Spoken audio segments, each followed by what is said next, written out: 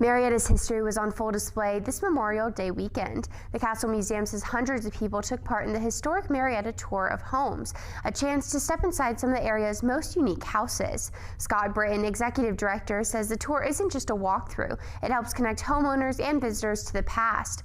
Organizers research each home and the families who lived there, then share those stories in a booklet handed out during the tour. Despite the rainy weather, Britton says between 350 and 400 people visited over the weekend.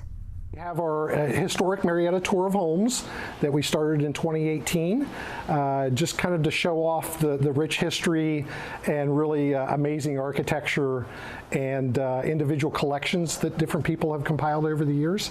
And starting in 2018, going through this year, despite the weather and some challenges with gas prices, we've had people doing staycations. The interest level in history, especially with America's 250 this year, it's kind of revitalized, just like when I was a kid, the 1776 to 1986 bicentennial.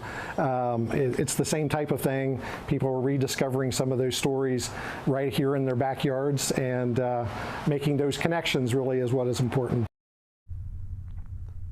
Britton encouraged visitors who want to continue exploring local history to check out the Castle Museum's website for upcoming events and programs.